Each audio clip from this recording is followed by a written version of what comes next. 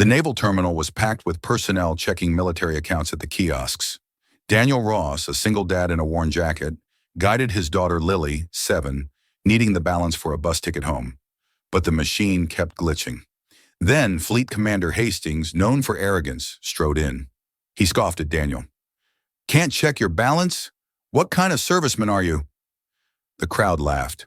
Lily gripped her dad's hand. Daniel was calm. "I just need 1 minute." Hastings challenged. "I want to see your worth." 1 second after the screen lit up, the terminal froze. Daniel Ross was once an elite technical fighter in the Navy. His early career had been marked by accelerated promotions and classified projects, a trajectory aimed straight for the top. But 3 years ago, when his beloved wife passed away suddenly, Daniel made the only choice that mattered. He retired immediately to become a full-time, present father to Lily. The cost was immense. He traded a secure, high-paying future for low-wage civilian jobs, scraping every penny to keep their small life afloat. He primarily worked graveyard security shifts at a distant commercial warehouse, allowing him to be home when Lily woke up and when she returned from school. The constant disruption to his sleep schedule left a permanent shadow of exhaustion beneath his eyes, a sacrifice he bore willingly. Today, he was at the base only to check an old, long-dormant veteran support account, money he desperately needed to cover a utility bill and the ticket home. The self-service kiosk was a source of mounting frustration. It lagged, rebooted, and failed repeatedly, drawing exasperated sighs from the immaculate uniformed personnel waiting behind him. The pressure mounted with every passing second. He could feel the judgment, the unspoken annoyance that his minor civilian problem was holding up their pristine military efficiency. "Just get the money and leave, Daniel," he coached himself internally. "Their opinions don't pay the rent." Lily, small and worn out from the long bus ride, tugged anxiously on his jacket. "Daddy, I'm hungry. I want to go home." Daniel crouched down, forcing a gentle smile despite the gnawing stress and the eyes watching them. "Just a little longer, sweetie. I'm so sorry. I promise we'll get your favorite pretzel when we're done." It was precisely this moment that Fleet Commander Hastings and his entourage, a parade of impeccable uniforms and self-importance, chose to pass. Hastings caught sight of Daniel, noticing the slight fray in his collar and the general air of fatigue. He stopped, deliberately blocking the flow of traffic. "Who let this sort wander into a restricted area?" Hastings scoffed, his gaze raking Daniel from his worn boots to his tired eyes. "He looks like he can barely afford the laundry bill, let alone contribute to the force. What kind of low-grade technician were you?" The elite officers behind Hastings barked out synchronized laughter, treating the moment like a private theatrical performance for their amusement.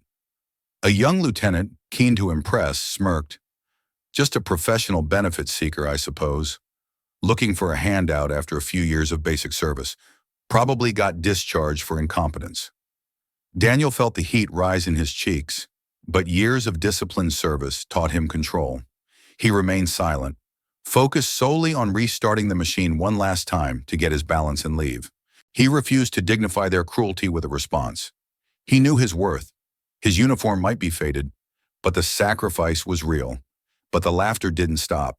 Lily, sensing the hostility and hearing the mockery directed at her father, began to whimper, tears welling up in her large eyes. Daniel instantly scooped her up, holding her tightly against his chest, trying to shield her ears from the poisonous words. Hastings, emboldened by the lack of resistance, pressed harder. He leaned in, his voice dripping with condescension. "Let me guess, soldier. Your account balance is under $20, isn't it? Just enough for that bus ticket back to whatever squalor you came from? Why waste our time?" Daniel looked directly at the fleet commander, his eyes calm but intensely serious. "I am not here to argue with you, sir. I am here to use the machine. That is all." His refusal to escalate the conflict only seemed to fuel Hastings' disdain. A middle-aged woman in civilian attire standing nearby leaned into her friend and whispered loudly enough to be heard. "Classic. These people always expect the military to bail them out. They never serve for long. They just take." Daniel's expression momentarily betrayed a flicker of deep sadness, though not anger. The humiliation stung not for himself, but for the shame it cast on his daughter. He was tired of being judged for his choice to prioritize his family over his career. As he focused on the flickering screen, ready to give the machine one last try, Lily's small hand reached up. She gently wiped a bead of sweat from his forehead. "I don't need the money, Daddy," she whispered, her voice still trembling slightly. "I just need you." Daniel let out a quiet, genuine laugh, the only moment of true lightness in the entire mortifying morning. He hugged her tighter. That little gesture, that pure, unconditional love, was worth more than every dollar and every rank in that crowded, hostile room. Daniel gently placed Lily down next to the kiosk, her small hand gripping the fabric of his jacket. He inserted his old plain military ID card into the scanner slot one final time. The whole hall watched, ready to see the confirmation of their low expectations. Hastings folded his arms, a smug, superior look plastered across his face. "All right, let's see what kind of welfare check you qualify for. I'll make sure this machine is fixed later." The screen blinked, then lagged again, drawing a collective groan of impatience from the waiting line. Suddenly, a sharp, authoritative beep echoed through the silent terminal. It was a high-frequency, urgent sound that cut through the background noise, instantly silencing the waiting crowd. The screen changed completely. The generic menu vanished, replaced by stark, unsettling text in a specialized military font, glowing with a severe deep red. Special account access. Level 4 high-grade authentication required. The system didn't just ask for a password, it demanded a Tier 4 biometric security verification, typically reserved for personnel with top-secret, highly sensitive clearances. A tier only a handful of officers on the entire base possessed, and certainly none who had retired as mere technicians. The security level was meant to deter unauthorized access to the nation's most sensitive financial infrastructure. The crowd collectively leaned in, utterly bewildered. Hastings roared with forced laughter, attempting to dispel the brief tension. "System error. See? The machine's truly broken. Level 4 is for compartmentalized officers, the CNO's personal staff, not for—" He trailed off, unable to complete the insult. He looked around, seeking complicity, but the smiles were gone. They were replaced by confusion and a growing sense of dread. Daniel remained completely unfazed. He glanced down at Lily, giving her a reassuring squeeze, and then, without a word, he placed his thumb onto the dedicated fingerprint scanner pad. It was a fluid, practiced motion, the kind only seen in veterans of the highest security levels, a movement that indicated absolute, total familiarity with the most restricted procedures. The scanner light immediately flashed from a warning red to a definitive, solid green. The voice synthesizer in the machine chimed, its tone formal and deferential. Access granted. The terminal, now running on a secured, encrypted channel, displayed a single massive number in clean white type.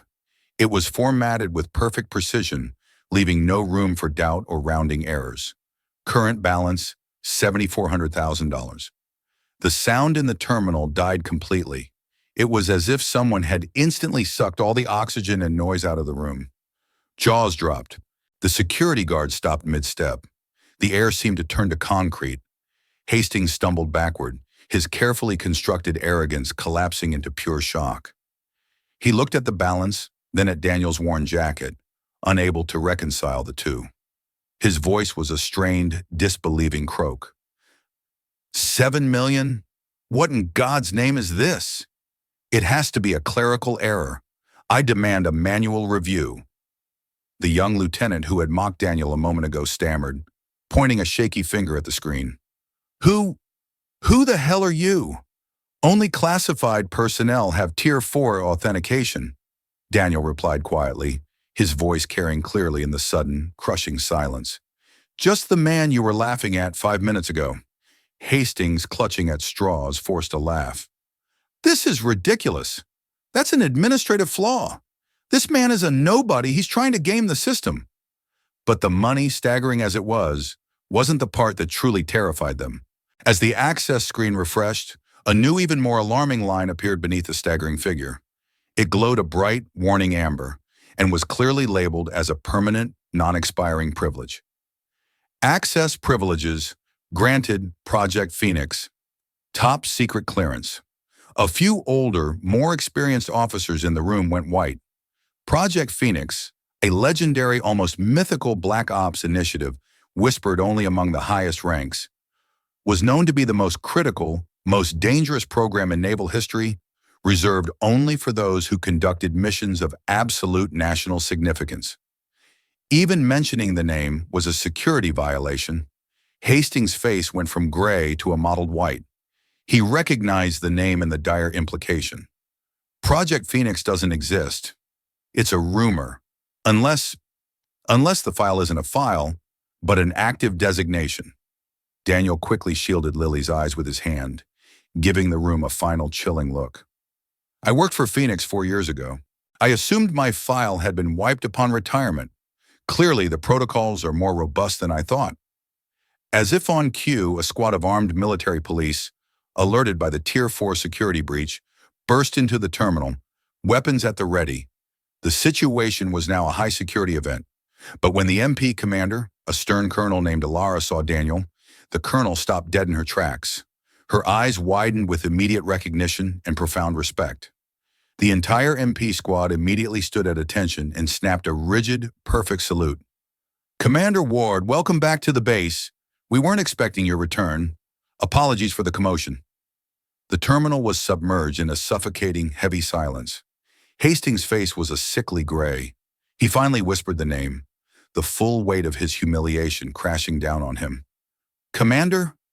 Ward?" Daniel pulled Lily close, hugging her tiny frame protectively. He spoke just loud enough for everyone to hear. The ultimate deflation of their pompous judgment.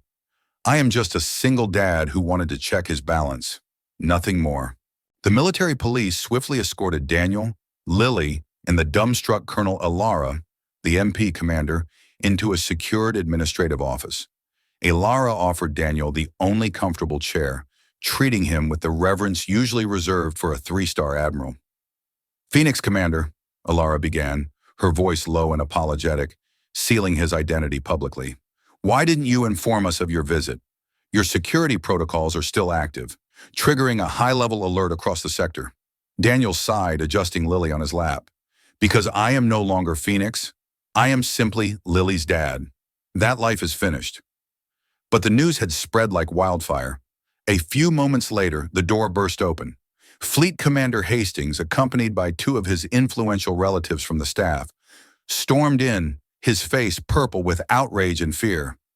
"This is an absurdity! You staged this entire embarrassing scene to humiliate me!" Hastings shrieked, pointing an accusatory finger at Daniel. "You planned this whole show to ruin my reputation? I'll file a formal complaint with the CNO. I'll have you investigated for manipulating military funds." Daniel remained seated, completely calm, holding his daughter. "I didn't do anything, Commander. You did this to yourself. You chose to judge a veteran based on his jacket, not his service. And I believe Colonel Alara can confirm the legality of the funds." Hastings, desperate and reckless, aimed his fury at Daniel's only vulnerability, his daughter. He pointed savagely at Lily, who was hiding her face in her father's shoulder. "A top-secret commander, a millionaire, and you let your daughter look so messy and unkempt? She's wearing a t-shirt with holes in it. What kind of example is that for a senior officer to set? Where is the discipline? You are disgracing the service with your poverty theater." That was the line. The comment about his messy jacket and low status was irritating. The insult directed at Lily's appearance, at his choices as a father, was unforgivable. Daniel slowly, deliberately rose to his feet. The transformation was absolute. The gentle single dad vanished. In his place stood a man of steel, Commander Ward. His eyes turned sharp, cold, and utterly lethal, the eyes of a man who commanded life and death. The air pressure in the room seemed to drop, the silence punctuated only by the faint whir of the ventilation. The entire room, including Alara, fell into immediate, terrified silence. Hastings instinctively recoiled 2 steps, his loud fury dissolving into a whimper. Alara whispered a warning to Hastings' entourage. "He just insulted the child of a Phoenix commander. I suggest you hold your breath." Daniel stepped forward. closing the distance to Hastings slowly. His voice, though quiet, was filled with the controlled thunder of absolute authority, cutting through Hastings' fear. You, Commander Hastings, do not understand what duty is. You do not understand what a mission is. And you certainly do not understand what sacrifice is. Daniel began to speak, his words slicing through the room like shrapnel, addressing the entire room, not just Hastings.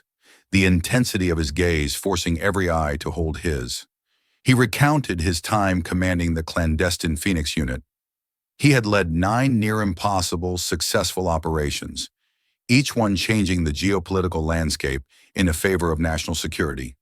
These weren't desk jobs. They were months spent behind enemy lines, navigating impossible odds with zero backup.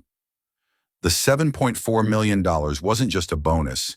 It was calculated hazard pay, insurance payouts, and a top-tier pension for his years of non-stop, life-threatening work. It was the price of his silence and his loyalty, money he never even looked at until now. But he revealed the final, crushing truth, the reason he left the battlefield.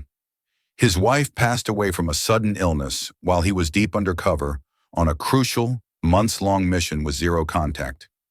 He couldn't be there for her final moments. I was saving lives overseas, while the one life that mattered most, hers, slipped away right here. I spent 4 years sleeping with a satellite phone under my pillow, missing every birthday, every anniversary, every piece of life. I was done. I resigned the minute I returned, Daniel concluded, his voice cracking with the repressed grief of 3 years. I chose to lose my rank, my future, and my wealth, because I would not risk losing the last piece of my family to a mission again. You see a messy jacket and a dirty t-shirt. I see a father making sure his child is fed, safe, and knows I'm here for her every single day. The room was shattered by his story. Tears welled up in the eyes of several officers. A young lieutenant spoke up, his voice thick with emotion. Commander Ward, you saved my brother during the Baltic operation. You neutralized the threat that was going to cost us the entire fleet. You are a living legend. Daniel, overwhelmed, could only hug Lily tighter, unused to such open adoration. Hastings, still trying to grasp at a shred of dignity, offered one final pathetic threat. Even if the money is real, your classification is inactive. You don't have the authority to speak to me this way. I will still call the Inspector General. You are a civilian now, Ward. Ilara, having reviewed the complete sealed file, spoke up firmly, destroying Hastings' last hope. The account is legitimate. The $7.4 million is a one-time top-secret contingency bonus awarded to the Phoenix commander upon honorable discharge. The file is sealed, Commander. There is no error, and his classification as Phoenix never fully expires. His authority level in this room still exceeds yours. All the surrounding officers, now fully aware of the man they had mocked, turned their heads and looked at Hastings with profound disdain. Daniel delivered the final blow, not with a threat, but with quiet dignity. I don't need your title. I don't need your power. I just demand respect, something you were incapable of giving to a civilian, let alone a fellow veteran. The dramatic peak arrived when the secure video phone on the table rang. It was the Chief of Naval Operations, the highest-ranking officer in the entire Navy, alerted by the continuous high-level alerts. The Admiral's face appeared on the screen. Phoenix, I heard the alerts. We need you back. The country needs you. Will you return? Lily, recognizing the gravity, wrapped her arms tightly around Daniel's neck. Don't go anymore, Daddy. Daniel looked at his daughter, then at the face of the highest authority in the military. His answer was clear, delivered with the conviction of a man who knew his true purpose. No, Admiral, I choose to be a father. That is a higher command. The Admiral smiled sadly, nodding in respect. Understood, Commander Ward. You have my full support. Godspeed. The entire room bowed their heads in respect for the man who chose the small, quiet life over unimaginable power. Daniel picked up Lily, holding her securely. As he left the room, the military police stood in rigid formation, saluting him out. Hastings was forced by Alara to stand at attention and give a mandatory, humiliating salute as the former Phoenix commander, the single dad, walked past him and out the door. The incident created an unprecedented ripple effect across the entire naval base. The story of the poor janitor, who was actually the legendary Phoenix commander, a man who willingly walked away from 7.4 million and his unlimited power to raise his daughter, became military legend overnight. Personnel who had been present in the terminal lined up near the base exit, eager to apologize for their judgment and their laughter. They offered heartfelt regret for misjudging him and his sacrifice. Lily was showered with gifts, freshly baked goods from the mess hall, small toy boats, and uniform patches from various units. A junior sailor, who had been in the back of the queue, waited patiently to speak to Daniel. "Sir, I was going to quit this week. I thought I couldn't do both. Be a good father and a good sailor. Seeing you today, thank you. You showed me what's important." Daniel, deeply moved, simply nodded and offered a hand in silent acknowledgement. This small personal victory meant more to him than any medal. Daniel, overwhelmed by the sudden spotlight, felt his cheeks burn. He hated the attention. He was comfortable only in the shadows. He politely deflected the praise, always pointing the focus back to Lily. Colonel Alara tracked him down later that afternoon, offering him a hot cup of coffee and sitting down beside him. "You are not just a legend, Commander Ward," she said softly, watching him help Lily tie her shoelaces. "You are the best kind of father I've ever seen. Your priorities are straight." Daniel smiled, a tired, genuine curve of his lips. "I'm not perfect, Colonel. I make mistakes every day, but I try to be present. That's all a father can do. When you've operated at the edge of the world, you realize the center of the world is just this. Here." He gestured to Lily, who was meticulously arranging the gifted patches. Alara then made a different kind of offer. Knowing his financial position was secure, but understanding his need for purpose, she proposed he become the base's full-time veteran transition and mental health consultant. It was a quiet, high-impact role where he could use his unparalleled experience and deep emotional intelligence to guide soldiers struggling with the cost of service, just as he had struggled with his own grief. It was service without sacrifice, a way to save his comrades without having to leave his daughter. Daniel paused, carefully braiding a small section of Lily's hair, considering the offer. "I want to help, Colonel. I know that darkness, but the deal has to be this. My daughter comes first. I take the job only if I can bring her with me. She needs to know I'm not going anywhere. She is my co-pilot." Alara agreed instantly. The position was created on the spot, designed entirely around his needs. He was given a small, sunny office on the quietest floor. Daniel spent the following morning painting one corner of the office a bright yellow, installing a small rug, and setting up a tiny desk for Lily's work, her drawing supplies. This office would be their new safe harbor. Meanwhile, Fleet Commander Hastings' world crumbled.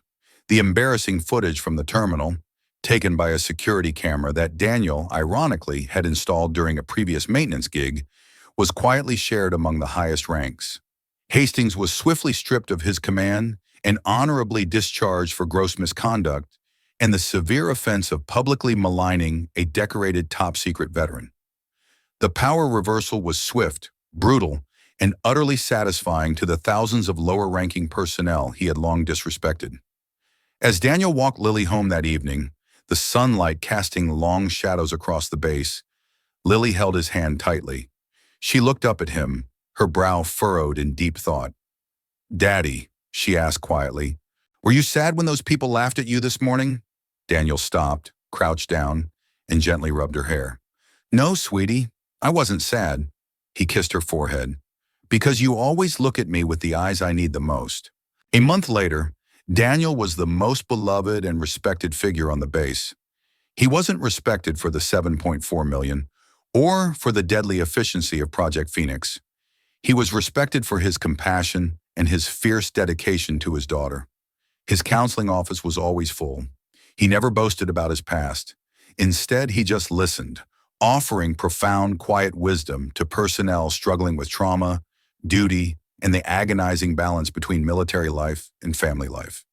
His most powerful advice was always simple. You can be strong and present. You don't have to choose between your honor and your home. Lily thrived. She was a fixture on the base, running and playing in the barracks courtyard. Every soldier knew her name, the Phoenix Commander's little princess. Everyone watched out for her, showering her with the adoration and protection Daniel had sacrificed his career to give her. Daniel had the unique chance to return to the highest echelons of power, money, and glory, but he routinely and unequivocally chose his life as a single dad. He turned down 3 more lucrative offers in the first month alone, always responding with a cheerful, "My current mission profile doesn't allow for travel. I have a 7-year-old co-pilot." Colonel Alara watched him one afternoon, observing his calm demeanor as he advised a young sailor. "Greatness is not found in rank, Commander," she commented, her voice full of admiration. "It is found in the heart that chooses love over power." Daniel smiled, looking over at Lily, who was drawing on the corner of his desk. "I'm just trying to make sure this little girl has the best childhood possible. That's my only mission now." One sunny late afternoon, the entire military base, officers, enlisted personnel, and staff, gathered silently in the main plaza, coordinated by Colonel Alara. They unveiled a simple wooden plaque, hand-carved by the base engineers, placed prominently near the flagpole, directly next to the Hall of Honor. It was a silent, permanent rebuke to the arrogance of rank. The inscription read, "In honor of Commander Daniel Ward, the father who chose love over power."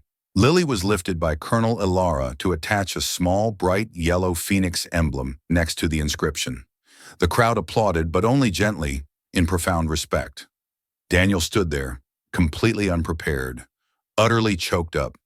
His eyes were red, not from grief or anger, but from overwhelming pride and love. The entire base, thousands of uniformed men and women, snapped to attention and delivered a perfect resonant salute. For the first time, Daniel stood receiving the honor not as a commander of men, but as a father who had made the right choice. He stepped forward, pulled Lily into the tightest hug, burying his face in her hair. "You are my strength, sweet girl," he whispered, the vow carrying the weight of all his past battles and all his future love. Final scene. Daniel, holding Lily's hand, walked away from the base, the warm glow of the setting sun casting their silhouettes long and intertwined. There was no more laughter, only the silent, profound respect of an entire military community for the man who proved that the greatest battlefield victory is finding peace at home. If you believe stories like this deserve to be told, leave a comment and subscribe to NL Touching Stories.